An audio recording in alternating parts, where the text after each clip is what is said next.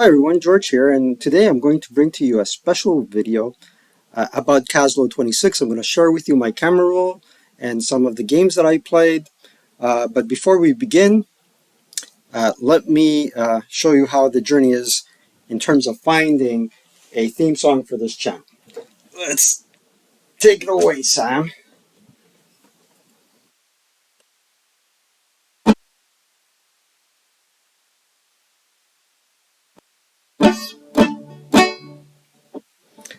Not quite there yet. It certainly does not sound like Painted Black by the Rolling Stones. We're working on it. And yes, I am using a pick on a classic guitar, but hey, we're part of the unplugged journey.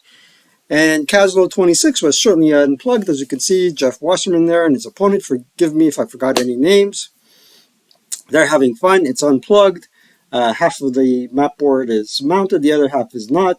But who cares? Because we're pushing counters and we're smiles all over the place. Now, another important thing to mention. Thank you to Michael Rogers, and more importantly, thank you to David Garvin for being the tournament director. Everything was great, and at least two of the people that attended are serving the Canadian military. And thank you for your service. Thank you for standing up to our freedoms. Having said that, here's Caslo 26. As you can see, people are coming with stacks of of Plano trays. Look at that stack right over there. That's George Calexilos from Ontario. And look at the stack of trays. We're talking about crates of counters, and I have a couple of Planos as well. Oh, sorry guys. Here's an empty Plano, Series 3600. This sets you back about $7 to $8, give or take a couple of more dollars for taxes. And I also have the variety of dollar store plastic storage. And the other thing I came up with right after Caslo is these little buggers where you can I don't know if you could see that. You can store counters in there, and they're made out of Bristol board, and you can stack them in the Plano, three in a row. I'm working on it. This is just a prototype. And so far, so good. Right, okay, let's put that away. And on with the show. So this was at the beginning of the tournament. And in this particular scenario, let me look at my new journal. It's Cambridge Business Notebooks.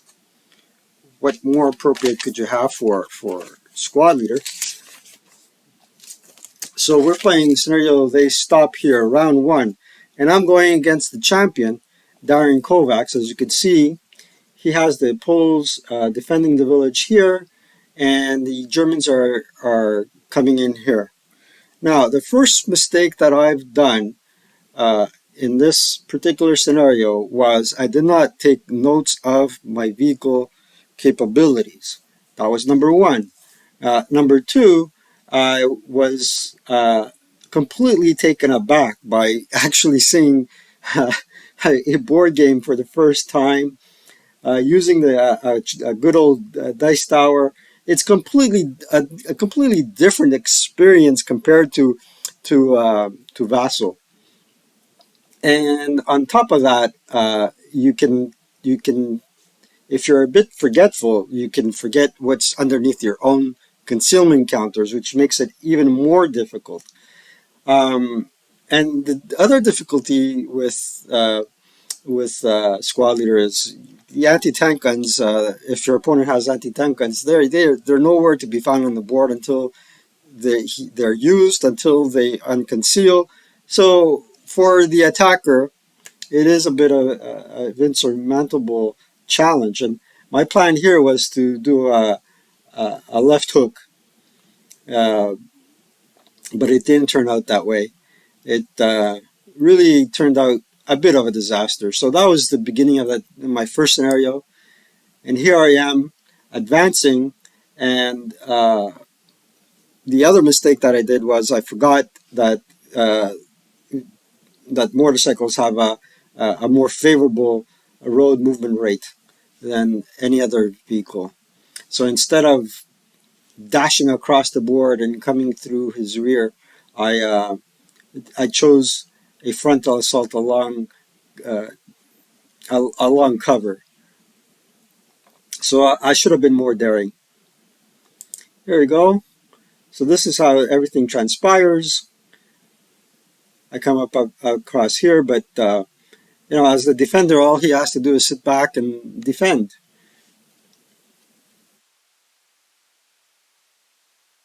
So this is the status of my first scenario right there.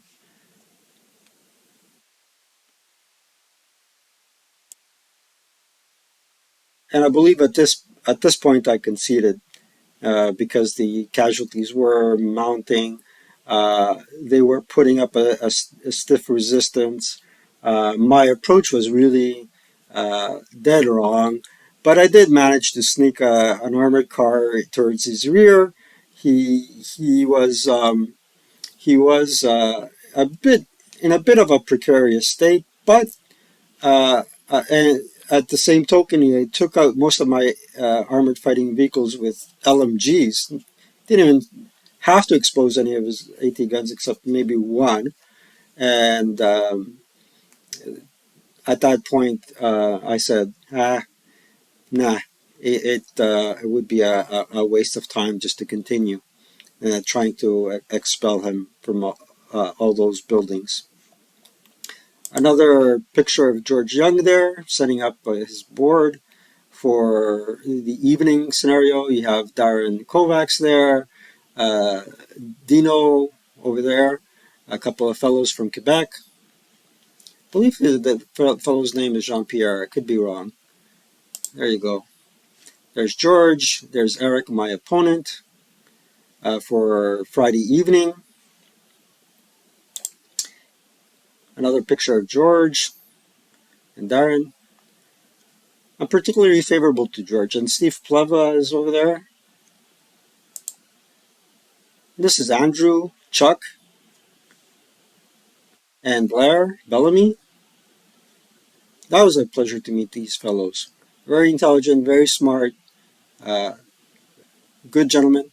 And here's a crate full of uh, crates full of mobile kits.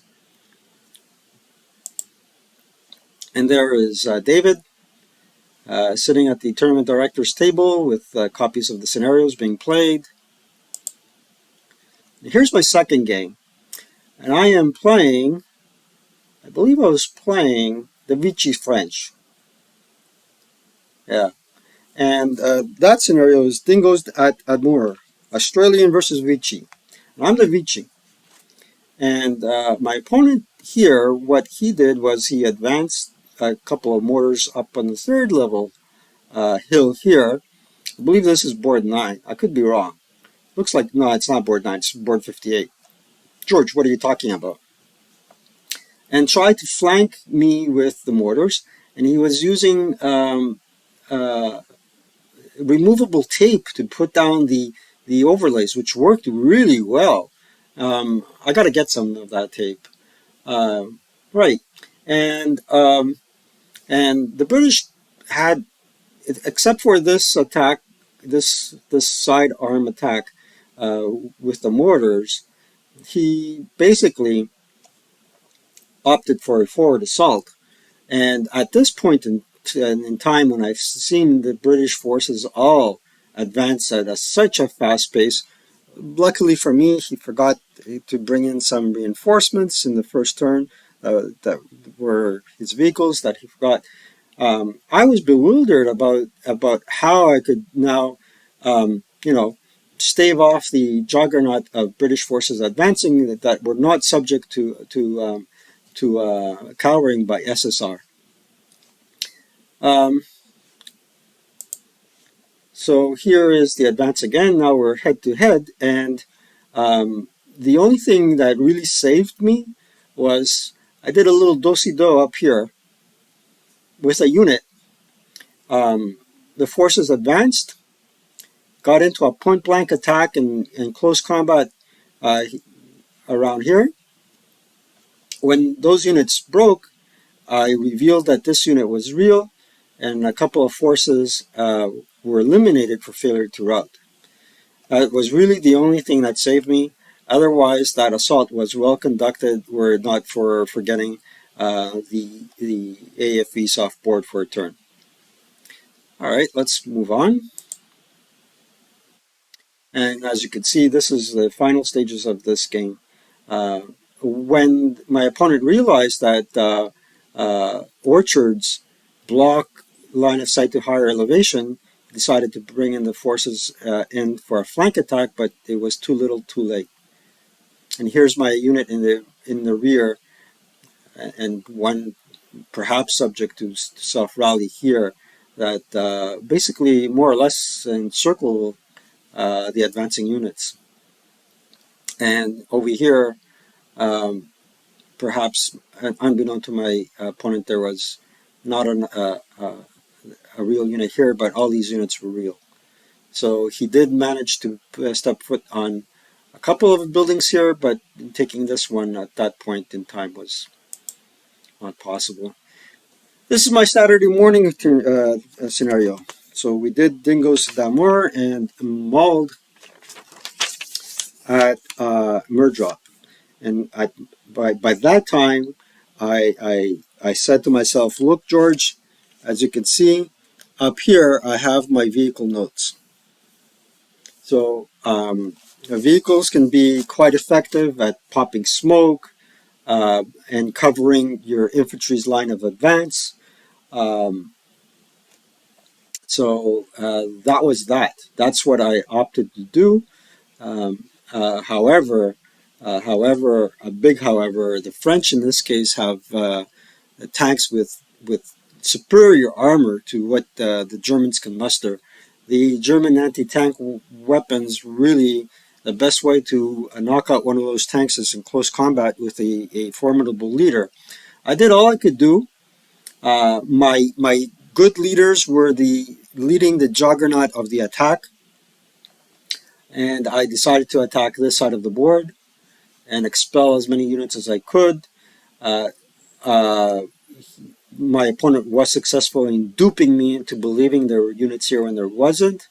However, again, here, these units, the 467s, did act well as in terms of covering the 468s that were spearheading the assault into the town.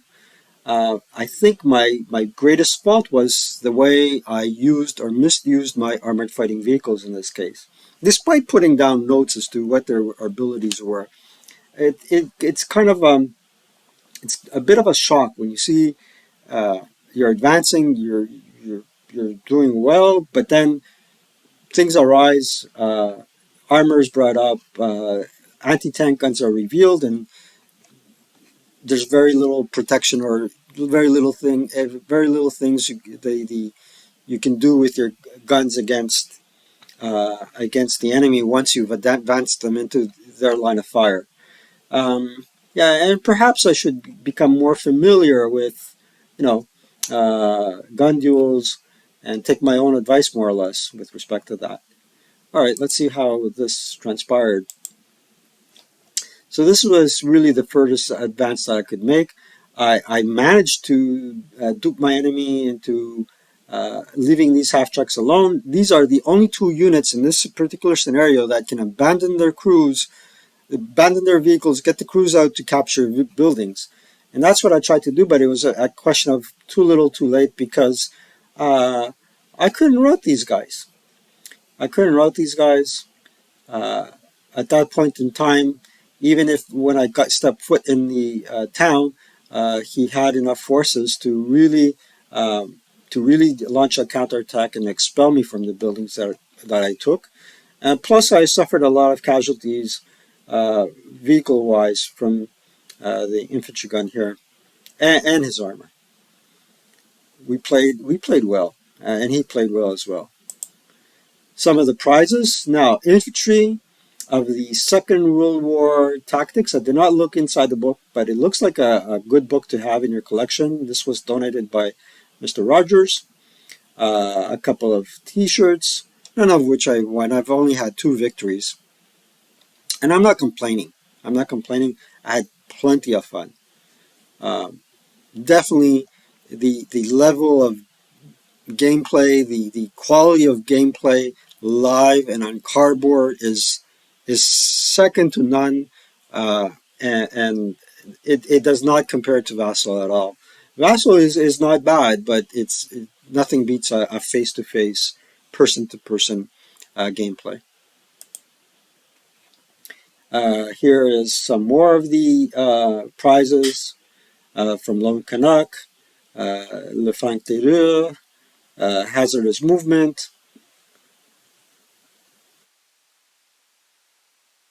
and some more of the plaques, cups, Poland Betrayed. I guess that looks like booze to me, but I could be wrong. Now that's one, two, third, fourth scenario, and the fourth scenario was Bertolotto the Brave, Hatton Flames, against uh, against Nick. Yep. And here I am. I'm setting up my German forces, and the whole goal is to get capture some buildings up here on the board. This is great. This is my German dice, which I still have, but I typically have my Russian dice out. Um, and basically here, what I had was I divided the forces into two groups. One was the assault group, the fellows with the 8 morale and negative DRMs, and then the 468s basically manned the machine guns and used fire lanes to prevent the Americans from movement from one side of the border to the other. It was an interesting game, and it went from 5 to maybe 10:30, 11, at which time I had to go and concede the game, really. Physically, it was draining. Here I am advancing my German forces. Um, there was an excellent upfront uh, units that were there to kind of disrupt my attack, and his my opponent's major line of defense was up here on the board, right there. This is my Colonel Stackberg. I know it's Lieutenant Urban or Lieutenant Urban, 9-1, but that was the biggest Stackberg ever that I've produced, and he was quite effective. And so is this unit. Lonely unit being attacked with a good leader here, a negative DRM leader, a squad, and a heavy machine gun 50 cal, shooting at this guy and only making him fanatic. A couple of people routed, but they bounced right back. And here's how the situation looked when my opponent revealed a couple of, or was about to reveal a couple of AT guns uh, and whatnot. He did manage to, these broken units here was because he did manage to bring one of his AFEs down to here. I played with balance because I knew, from my perspective, the defender had the advantage here. Uh, I could be wrong. Yeah, and I did not leave um, enemy units to my rear. I've said that, I believe I've said it once, I'll say it again. The easiest way to kill multiple squads is not with firepower, it's not with close combat, but it's putting your opponent in a situation where he has a failure to rout possibility. That eliminates people instantly, and you can eliminate a plethora of enemy if you are an excellent enough tactician to do that. Let's continue. Here we are again. And ultimately, what transpired here was an exchange of gunfire and snipers that practically eliminated everybody except leaders and heroes. Really amazing. Really amazing. Yeah. And then there was an interesting firefight across the road here. So here we go. So this is on the inverse roll. I'm coming in, advancing from here. Nick is defending here. He has revealed his AT gun. There is a tank here. He took out long distance at one of my Panthers there. And of course, we're going to pay back the favor. And another AFE was killed here, forcing him to reveal. And this unit here is another Panther that survived the attack, all the attacks. I had killed the previous tank destroyer up there. And going back to the previous photo, this is where I called it quits for the night, and I said, look, I got to go home. It's not easy. I do have type 1.5 diabetes, and the reason why I'm pointing to my arm here is because I typically have a scanner to scan my blood level here, right? And the good thing about going to the tournament was I met another fellow that has the same condition as I do. And not only does he play squad leader, but he's also a warrant officer in the Canadian Armed Forces, serving us and doing well, and I wish him well. Nick, you're out there. Uh, all the best to you, buddy. Best of luck, best of good health, and thank you for your service once again. Let's continue, guys. All right, this was my last scenario with against Blair Bellamy, and unfortunately he had to run. We could not finish the game. As you can see, he has excellent, beautiful looking dice up there compared to mine, but I'm not jealous.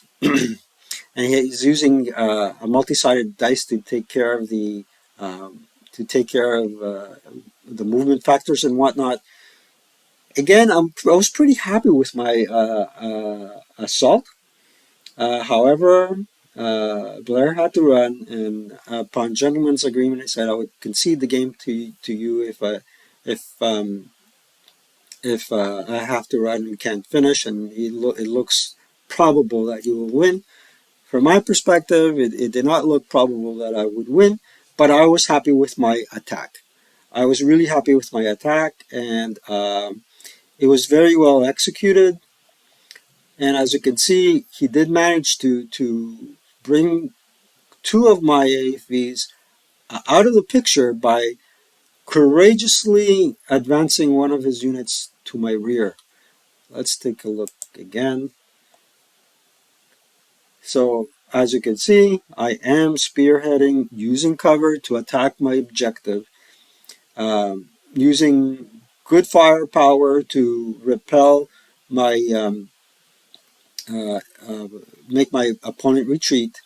In this case here, this unit was shocked, and these two units were forced back by simply bringing half squad to my rear, and I can't afford to have anybody in my rear and being put in a position where, due to failure or routing, I end up having to eliminate some of my forces. Let's continue. Oh, I think this is the last photograph. So that was my experience at Caslo 26. I hope I got the, the number correct. Now, a couple of other things about this. This scenario is called One-Eyed Jacques, or as I like to say it, One-Eyed Jacques. Again, my vehicle notes, they're taken there. Survival numbers, special ammunition, smoke exponent. The fact that the PSW, some early Panzers have two to kill rules as opposed to one, and you take the better of the two. Things like that can make a difference. Information like that can make a difference in your favor as the attacker. And if you don't know that, then you're really handicapping yourself and making your life difficult. So I hope you enjoyed this video. It's 24 minutes long so far, and I really would like to encourage everybody, take your precaution because of the health situation out there and whatnot, but I would really like to encourage people to have more face-to-face matches, Um, it's really a good experience. It can be intense at some times. Uh, and I guess one of my takeaways that I got from playing face to face is the fact that uh, and this is my opinion. You could disagree if you like. You might think otherwise, but personally, having played Vassal and having started on Vassal rather on face to face, and then moving to a face to face situation, a little bit of constructive feedback for Vassal is that I think some of the changes and some of the features implemented have steered Vassal away from replicating the board game and made it more of a video game environment than a board game environment. For example, with respect to concealment, what happens is uh, pick the concealment counter and you can conceal those units and you can see them but your opponent can't, and you cannot put a concealment counter on your opponent's units because that will uh, not enable him to reveal the units to himself and to you. You would have to play with that concealment. Well, in the real game, both players cannot see anything underneath the concealment counters, whether it is your own or uh, or his. And basically, you have to either cup your hand. I wouldn't dare tell the opponent to turn his back, and so I can see what's underneath my concealment counter. But you can cup your hand or put a little card in front of your stack, and you can consult it to see what's underneath your own stack. The best way I find to work with concealment in that case on the Vassal module would be to have a drop down option is to reveal to self, to reveal to opponent, or to reveal to all. The other thing with the Vassal module is that doesn't replicate reality is that we clearly mark units that are moved as opposed to twisting them um, uh, to mark them moved in the real game. Also, there is this little highlight as to where the covered arc or the main armament is pointing, which is not what we have here. And also some counters that don't exist in the real game. For example, advancing fire and op fire. If the purpose of Vassal is to replicate the board game, we should not do or implement features that make it above and beyond that. Um, we should not be accommodating to.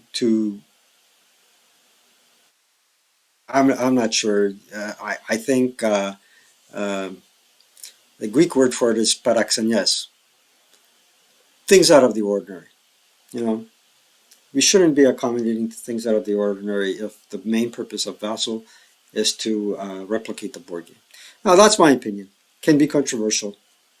Take it for what it's worth. 2 cents. Okay. But the important takeaway is playing live is great. Please do try it if you haven't already done so. Encourage your local club or group to continue playing, and also take the time to introduce it to people that are interested in it. And we had plenty of fans when we were playing at the hotel. People would come in and ask us what you're doing. Is this like Risk? Yeah, well, it is something like Risk. It's a great game.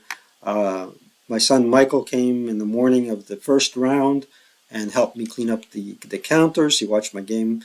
He did find it a bit boring. Yep, it is. But then when the game was ended, he rejuvenated himself and was a great assistant. So thank you, Michael, as well. And thank you all for watching. I'm really touched. 120 views on my previous video. And the way I see it is I imagine 120 people in an auditorium listening to me and taking time out of their busy day to watch my videos. I greatly appreciate it, and I thank you all. All right, so take care, and until next time, bye.